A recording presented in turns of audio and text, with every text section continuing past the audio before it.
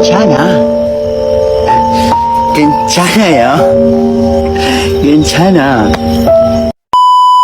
Aku hanya memikirkan satu peraturan penting. Kenapa kau lakukan hari ini kalau kau bisa melakukannya besok? Hahaha. A few moments later.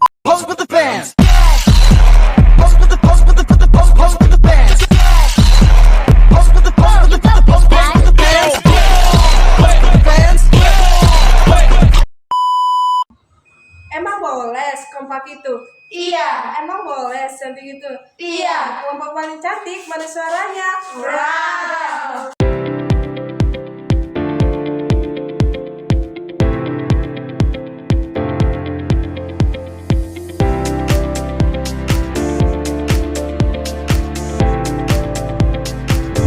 Perdagangan internasional adalah kegiatan tukar-menukar barang dan jasa atau dua negara atau lebih untuk mendapatkan keuntungan. Perdagangan internasional memiliki banyak manfaat, diantaranya yaitu: 1. Meningkatkan pertumbuhan ekonomi. Perdagangan internasional dapat meningkatkan pertumbuhan ekonomi di suatu negara yang diukur dari produk domestik atau bruto PDB. 2. Memperluas pasar. Perdagangan internasional dapat memperluas jangkauan pasar sehingga produk dapat dijual secara optimal tanpa takut overproduksi dan harga jual turun. 3. Meningkatkan devisa negara. Perdagangan internasional dapat meningkatkan devisa negara melalui ekspor atau menjual produk ke luar negeri.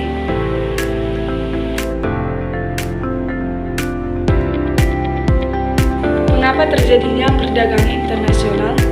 Perdagangan internasional terjadi karena berbagai negara di dunia saling membutuhkan satu sama lain. Beberapa faktor yang mendorong terjadinya perdagangan internasional adalah: 1. Perbedaan sumber daya alam seperti iklim dan letak geografis. 2. Perbedaan sumber daya manusia, baik kuantitas maupun kualitas. Yang ketiga, perbedaan teknologi. 4. Perbedaan biaya dan produksi. 5. Perbedaan sosial dan budaya. 7. Kerjasama politik. 8. Globalisasi dan pasar bebas. 9. Pemenuhan kebutuhan barang atau jasa. 10. Mencari keuntungan. Perdagangan internasional dapat membuka peluang kerja dan menjaga hubungan baik antar negara. Melalui perdagangan internasional, suatu negara dapat memperoleh akses terhadap sumber daya, teknologi, dan pasar internasional yang lebih besar.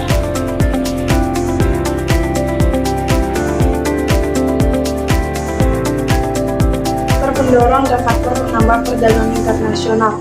Di sini kami akan menjelaskan faktor pendorong perdagangan internasional. Yang pertama itu permintaan konsumen.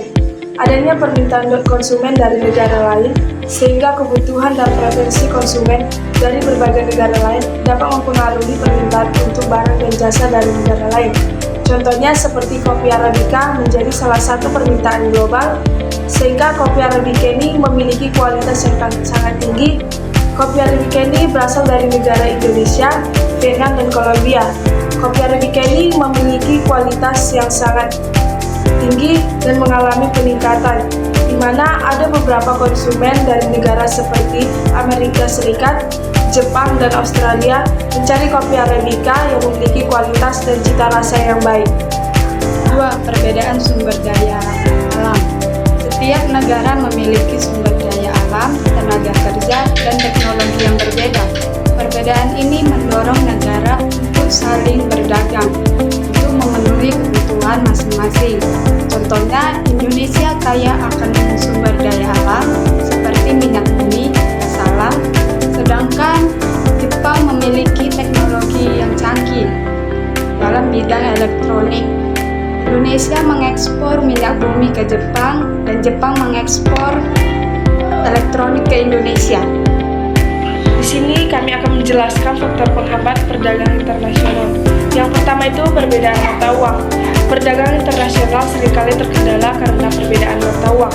Umumnya, Negara yang melakukan ekspor akan meminta kepada negara impor untuk membayar dengan mata uang negara ekspor. Akan tetapi, nilai dan kurs mata uang tersebut kerap kali berbeda-beda dan menghambat proses perdagangan internasional. Untuk menyelesaikan hal ini, negara tersebut dapat melakukan proses perdagangan internasional dengan mata uang standar internasional.